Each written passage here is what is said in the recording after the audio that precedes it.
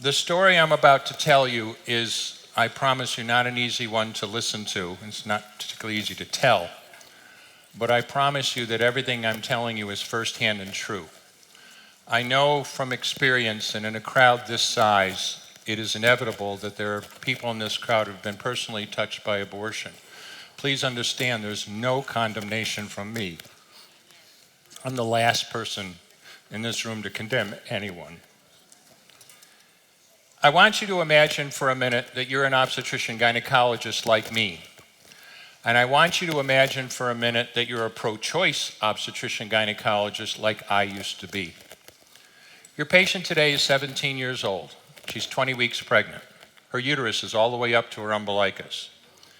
If you could see her baby, and that's easy on an ultrasound, her baby would be the length of your hand, from the tip of your middle finger to your wrist. That's head to rump, not counting the legs, a 20-week baby.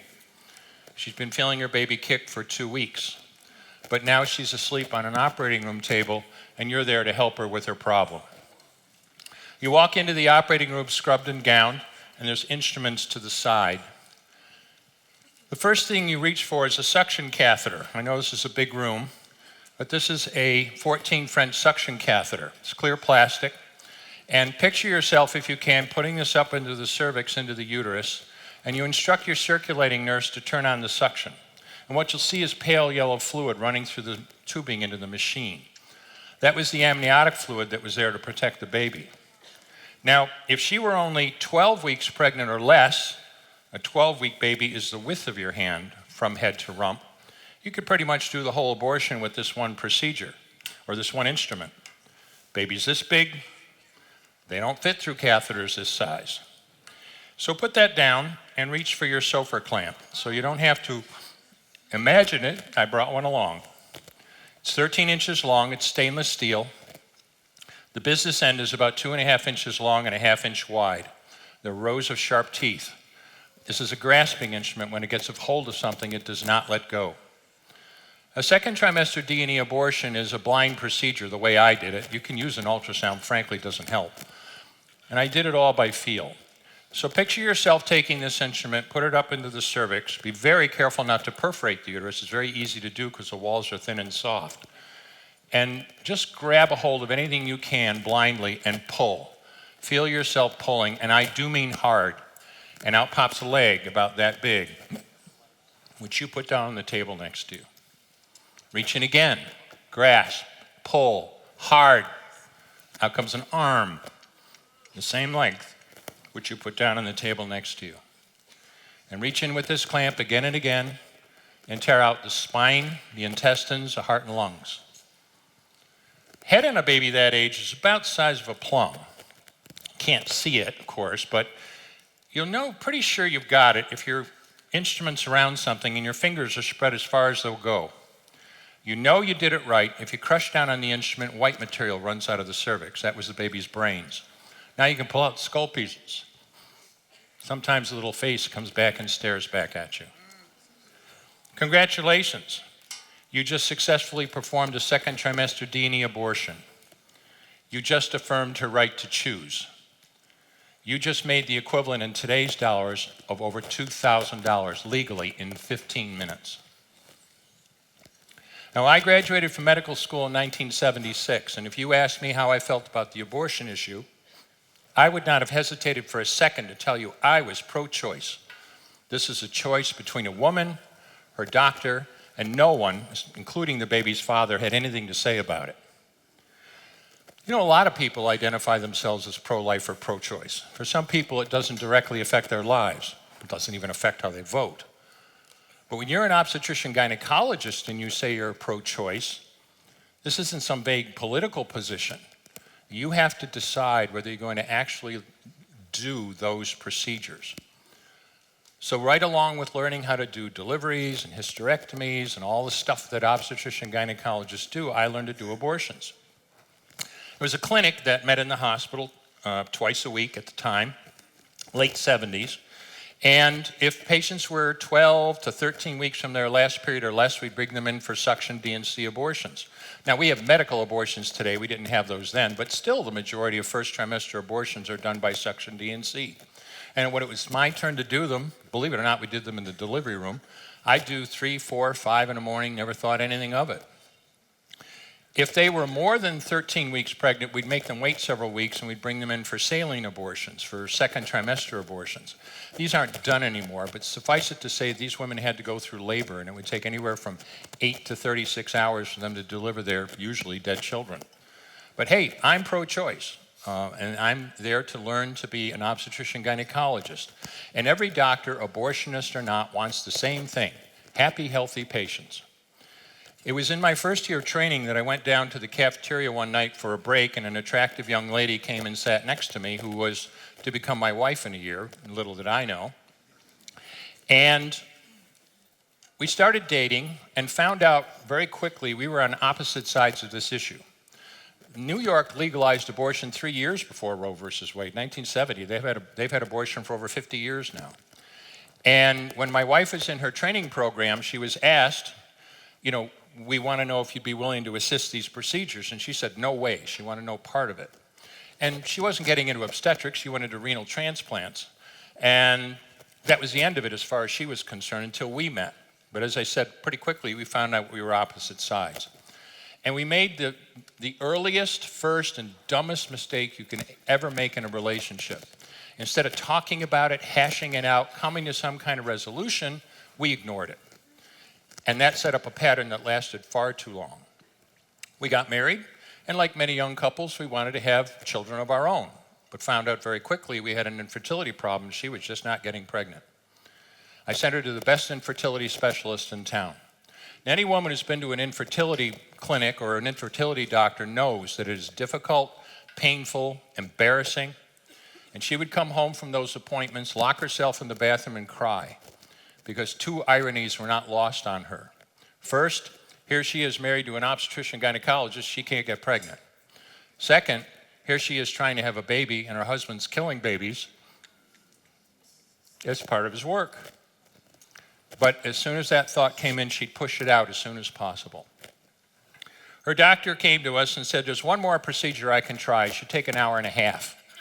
And when he walked out of the operating room 4.5 hours later, he came up to me and said, look, I never tell anyone they're not going to have a baby of their own, but don't count on it. The odds are way against you. We were devastated. We wanted a family. So, okay, we'll adopt a baby. No problem. Anybody tried to adopt a baby and finds out how quickly and how difficult that is? We went to religious agencies. We went to state agencies. We went to county agencies. The best we could do after months of effort was to get on a 5-year waiting list to get on the actual waiting list. And it was during this time that I had my first doubts about abortion. They were strictly selfish.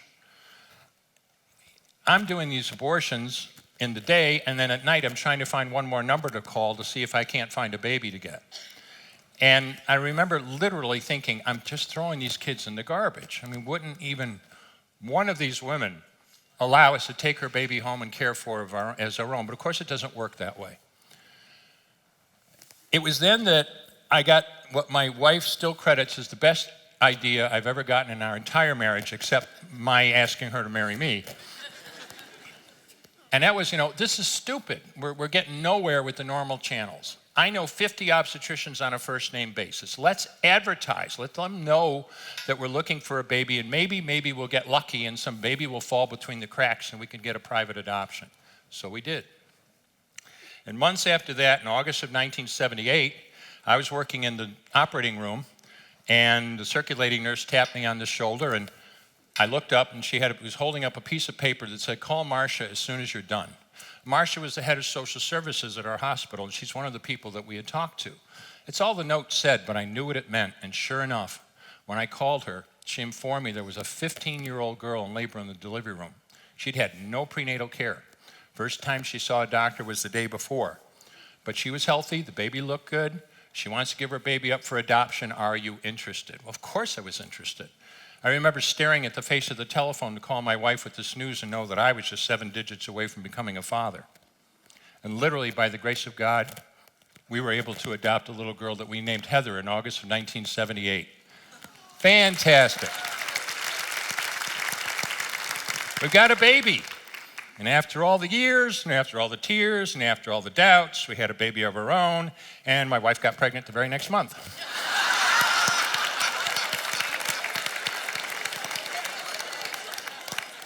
And our son Sean was born in August of 1979.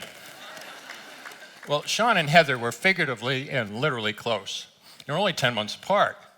Anybody who didn't know Heather had been adopted would look at the two of them and go, 10 months apart? Man, you didn't give your wife much of a break.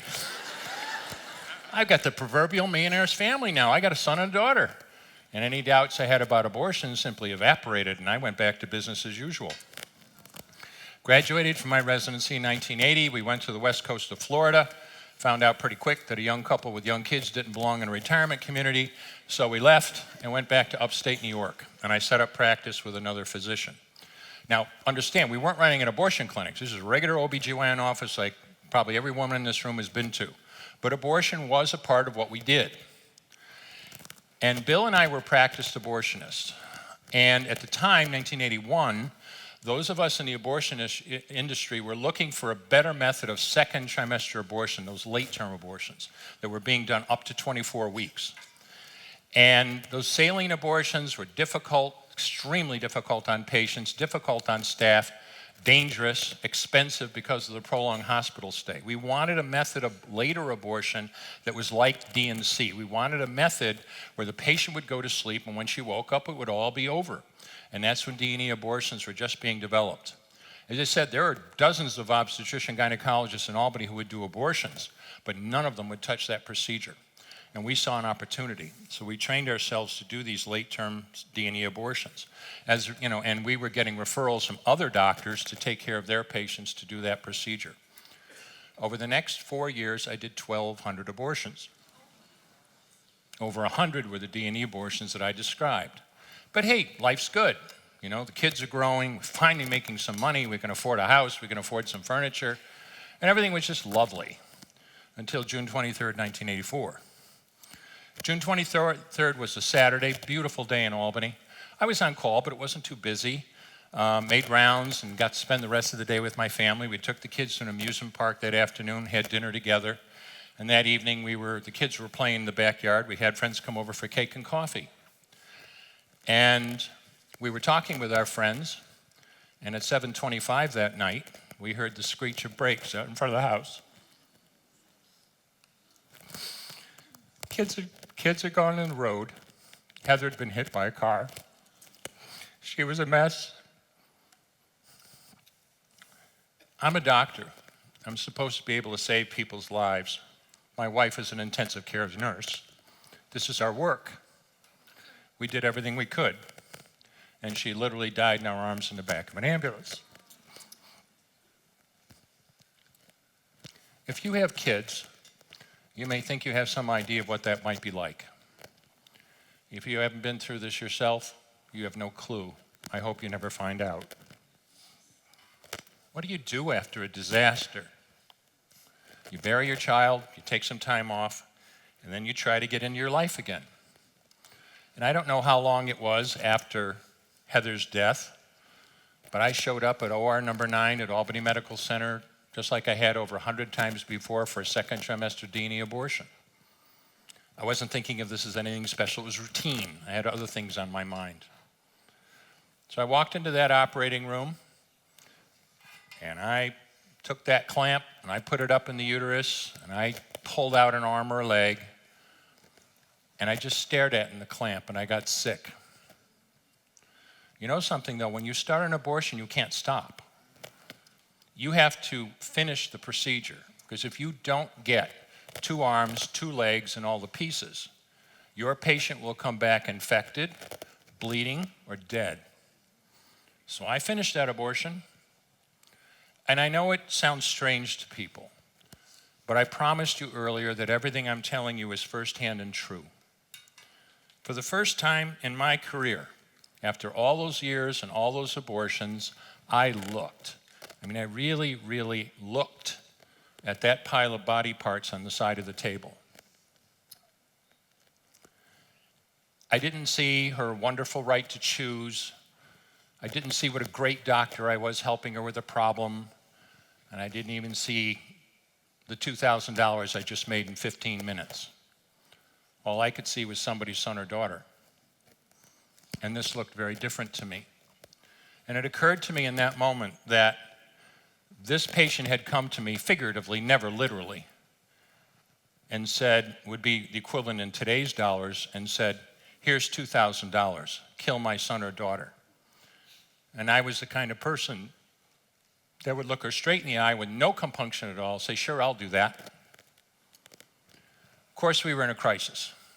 I told you earlier that we had decided early on not to talk about the abortion issue. The problem with that in a relationship is when you find it's easy to skip one important topic, you start skipping talking about other important topics. And we'd been drifting apart. Now with Heather's death, it all broke wide open. We were grieving separately. I didn't stop doing abortions. I knew why I felt bad. I'll get over this. But my wife always knew when I had abortions scheduled the next day because I was an absolute bear to be around. I was angry. See, and I got into a blame game. You see, it's the girl's fault for getting pregnant.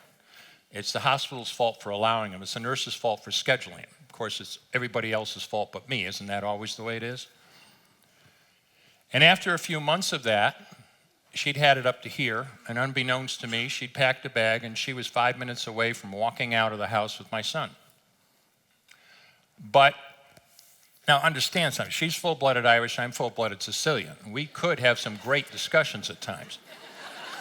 And she was not going to walk out of the house without having her say. And she let me have it. You know something? It's not the girl's fault. It's not the hospital's fault. And it's not the nurse's fault. You stupid idiot. If you feel so bad about this, why don't you just quit? That was the opening salvo in what turned into an hour-and-a-half conversation the first time we actually talked about what I'd been doing. And the next day I went to my partners and I told them I would no longer do these second trimester D&E abortions. It was just too painful. I'll just do the little ones, the suction D&Cs we were doing in the office. And for a few months I soldiered on doing those. I know people look up to physicians. You think we're so smart. We're no different than anyone else.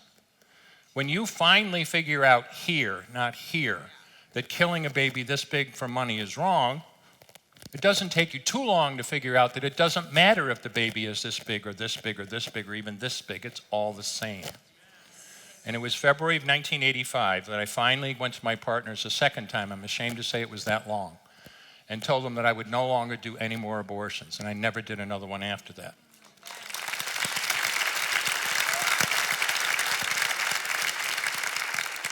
You're being kind, but what did I just say? Yeah. Was it some great religious awareness? No. It was selfish. I hurt. I quit. It was that simple. There was nothing noble about it. Stop doing abortions? That's why I quit. Get involved in the pro-life movement? Not a chance. You see, everyone in the abortion industry knows that every pro-lifer is a kook.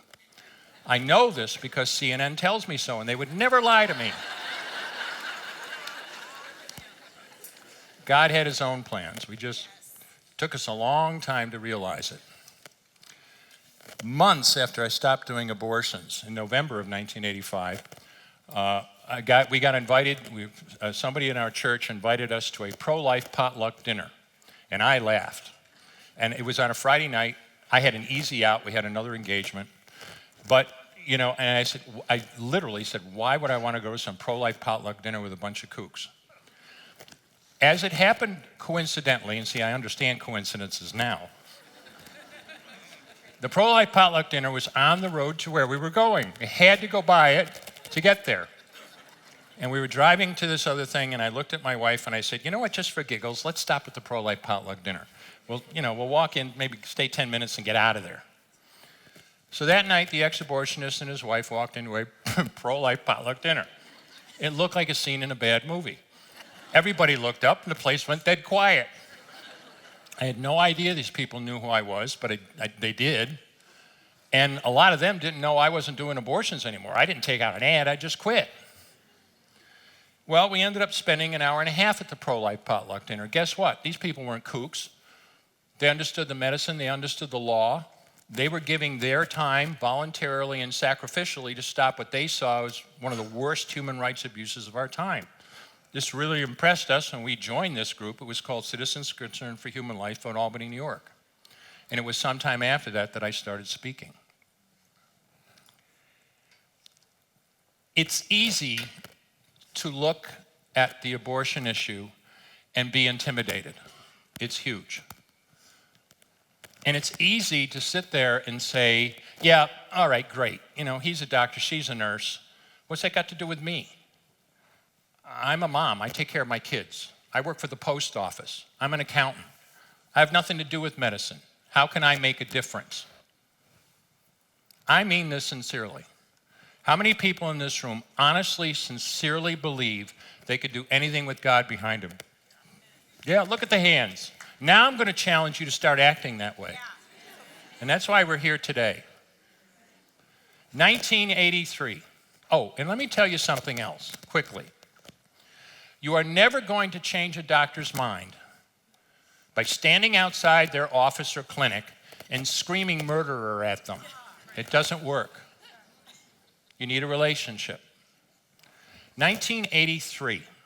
I'm still doing abortions. I arrive at my office and I see something that no abortionist wants to see. The local Christian crazies are picketing my office.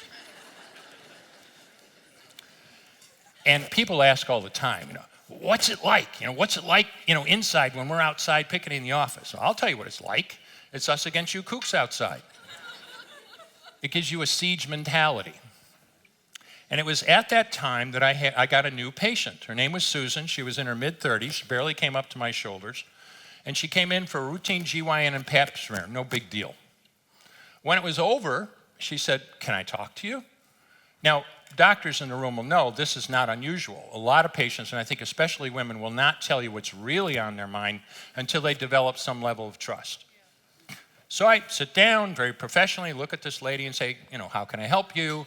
And she completely blows me away when she says, I've been sent here to give you a message that Jesus loves you. He cares about you. This is not what he had intended for your life to be an abortionist. Please stop. Now, understand something. It's not like my wife and I never darkened the inside of a church before. But people that were very demonstrative about their faith always made me uncomfortable. And I had one overwhelming thought when this lady said this. And it was, I got to hustle this kook out of my office as fast as I could, and I did. A year later, she showed up for her next OGYN exam pap smear. When it was over, she says, can I talk to you? I went, oh, no. I remembered what she said. And I told you, a relationship. Doctors listen to their patients. And again, she delivered the same message. I've been sent here to give you a message that Jesus loves you. He cares about you. This is not what he had intended for your life to be an abortionist. Please stop. Now, I remembered what she said. But in the intervening year between those two visits, I had received at least 3 personal greeting cards, marked confidential, mailed to me at the office with the message on the card. One time during the intervening year, I arrived at my office and there was a plate of brownies on the desk with the message tied to the brownies. You have to do this in love. How long would you evangelize somebody who thought you were nuts? She did it for 7 years.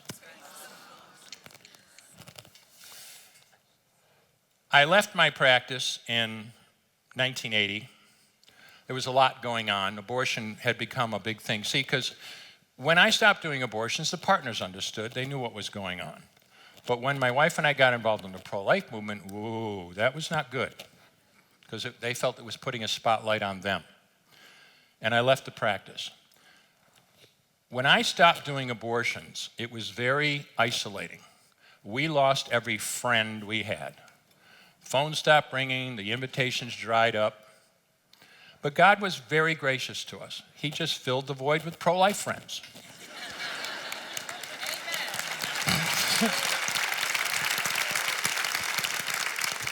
And a lot of them, as I said, we were both raised Catholic, and so a Christian tradition was something we weren't familiar with. And he put so many people in front of us that were Christian models and helped us on that journey.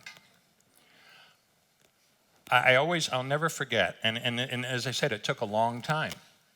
I left the practice in 1980, and I was still speaking. I remember just a month or two after I left the practice, we were living in Albany, New York, upstate New York, and on a Saturday morning, I crossed the state line into Vermont, and I did a presentation in a high school gymnasium. Maybe 50 people showed up.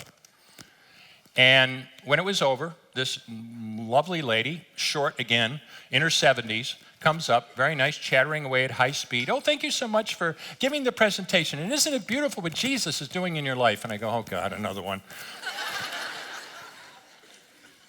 And I felt like a fraud. I didn't want this lady to think that I was something that I wasn't. So after what I hope was an eloquent presentation, I stammered like an idiot. "Well, ma'am, I don't feel about Jesus the way you do." I'll never forget. She stopped chattering. She looked up, got a big smile on her face, and she goes, "He knows you, sweetie. He's going to get you sooner or later." And she walked out.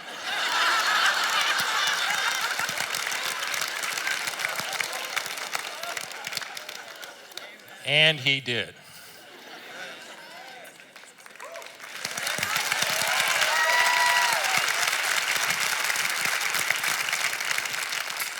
The minister who had brought us the last bit of that journey years later knew nothing of any of this.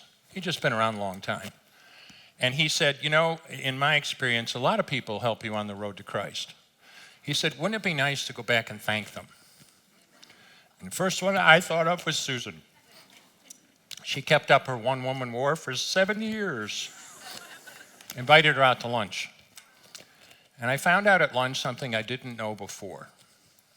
She was one of those people picketing my office in 1983. And she said, we were around the office, and there was 5 doctors in the practice, and we all did abortions. She said, "But I got this feeling that I was supposed to come to you and give the message. And I kept doing it even though I know what you thought of me."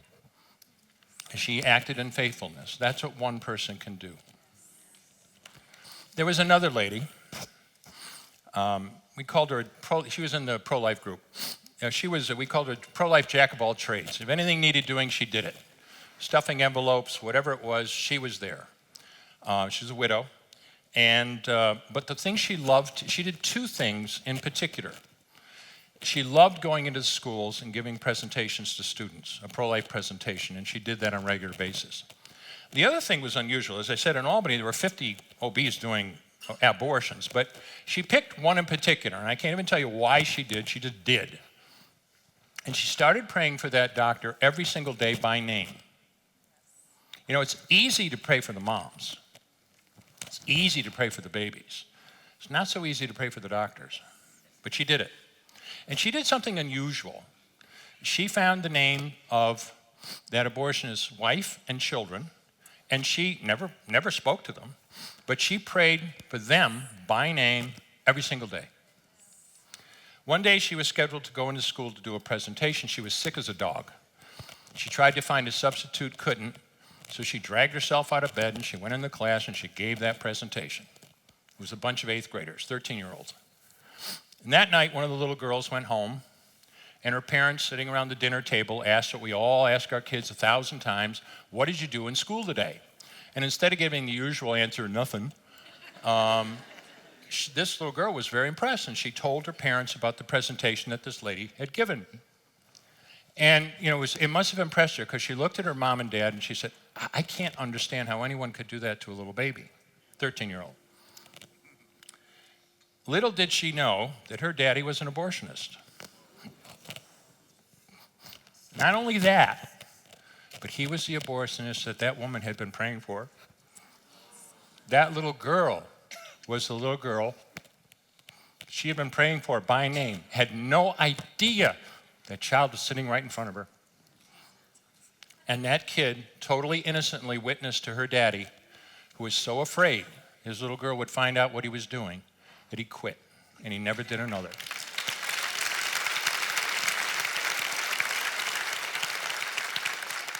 So just how bad is it? Just how bad has it gotten? God bless you. I'm going to assume most of you live in California. I couldn't possibly live here. Sorry. But just how bad is it? There is a late-term abortion clinic in Albuquerque, New Mexico, 3 hours north of Las Cruces, where I relocated several years ago. And they do abortions pretty much anytime during pregnancy and pretty much for any reason. I'm going to show you a video, and this was shot inside the clinic by Live Action. Pay attention, there's a quiz at the end. Dr. Boyd, Southwestern Women's Options. How may I help you?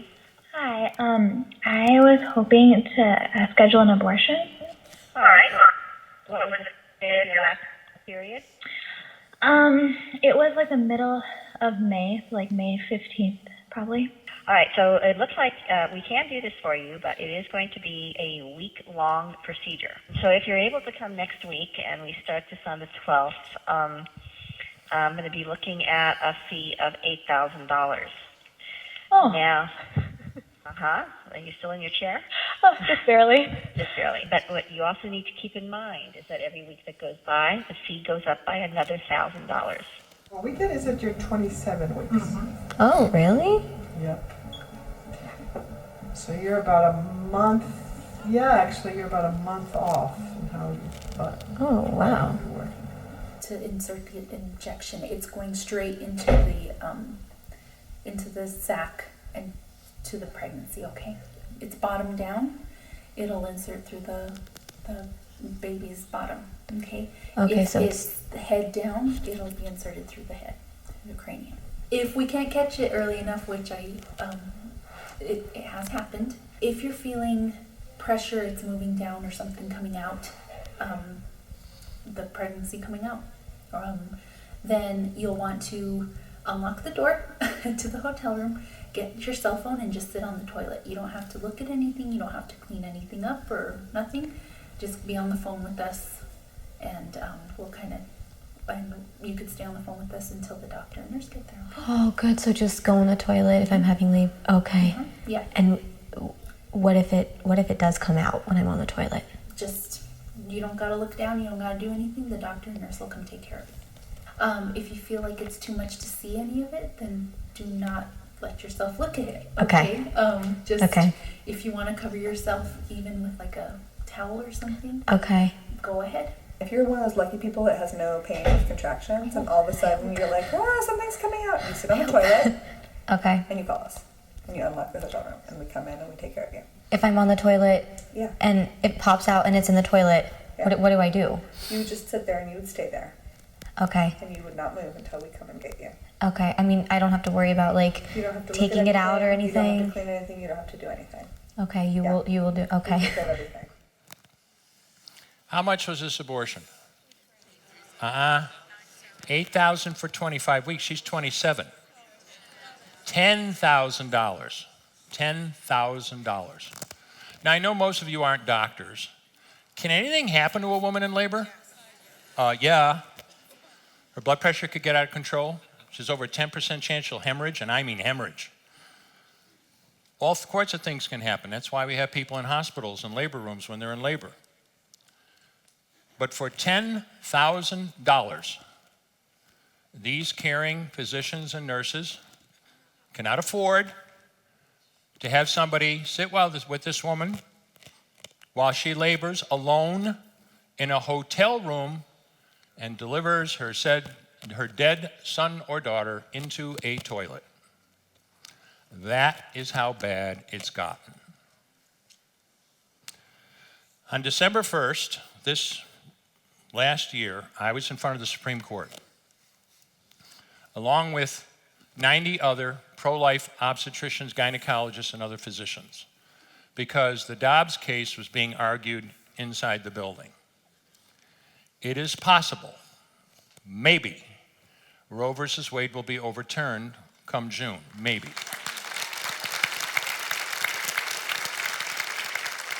I'm very cautious when I say that, because In the last 30 years of speaking, I have predicted more than once that I thought it was going to go down, and it never did. And it may not this time, but it could. But what changes in California if Roe versus Wade is gone? Zip, nada, nothing. This ends when enough people say enough. This ends when Christians in particular say, this is enough. You know the name Bernard Nathanson. You should read his biography. And he says, he started NARAL, National Abortion Rights Action League. He's one of the founders. And he says, way back then, in the early 70s, if the church had stood firm, this might have never happened. Well, it's not too late. But we need every one of you. It matters. You've been told, confessing ain't enough. It means nothing. It really does. I was invited to speak for the Catholic Medical Association about 5 years ago. And I was upset. And I gave a speech. I said a few things likely I'll never be asked back. It's okay. And I did something at that conference that I've never done since. And I was just moved to do it, but I'm going to do it now because it's important. I wish you could see me as I really am. I really do. In order to do that, I might be standing here in a red suit with a tail and a pitchfork. But that illusion of the devil is stupid. It really is. The name Lucifer means light. He's beautiful. Someone you want to be around. I love the movies. You know, the Dracula is a frequent character in the movies, isn't it? But Dracula, if you read the book, is not like Bela Lugosi being creepy. It's more like Frank Langella in 1979. He's seductive. He's beautiful. You want to be around him. But that's who I am. And I'm going to make you a deal. I'm going to give you social justice. I'm going to give you universal health care. I'm going to give you free and open borders so that people from Central and South America and the rest of the world can come to the United States and better provide for themselves and their families. I only ask two things in return, just two.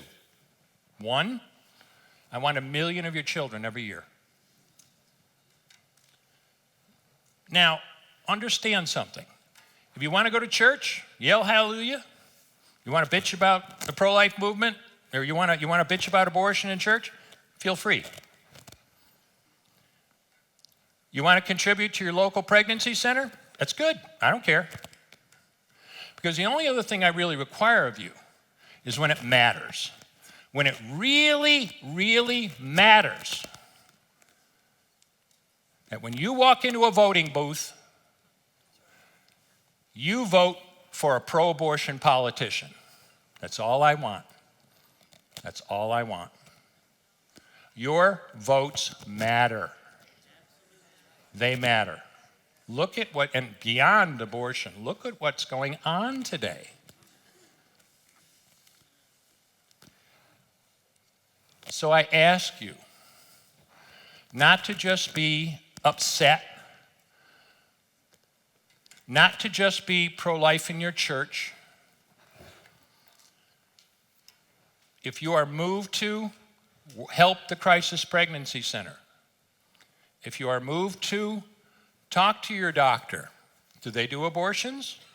You've got a relationship with that person. Now, I'm going to tell you some good news. I know this is a tough talk. But you realize, and I want to praise the pregnancy centers in this country, because they are making a difference, and they are saving thousands and thousands and thousands of children's lives. Do you realize that there are more crisis pregnancy centers in this country than there are abortion clinics? There are. And something that surprises people, and something, because I teach medical students, and it surprises the medical students. Did you realize that over 85% of obstetrician gynecologists refuse to do abortions. Absolutely refuse. And I work at a medical college, and I'm retired. I don't need to. I don't need the money. But I enjoy working with students. And I think it's also very important that being a pro-life physician, to be in front of these students. And we don't sit around and discuss abortion all day long. But it's important for them to see that they are not alone, because they feel alone. They are bombarded with this constantly, pushing them. You're talking about California mandating that students get training in abortion. I've testified in front of Congress against that very thing several years ago. It's not necessary. You can make a huge impact. You can save countless lives. You have no idea. Much of what you do, you'll never hear, not in this life, what you accomplished.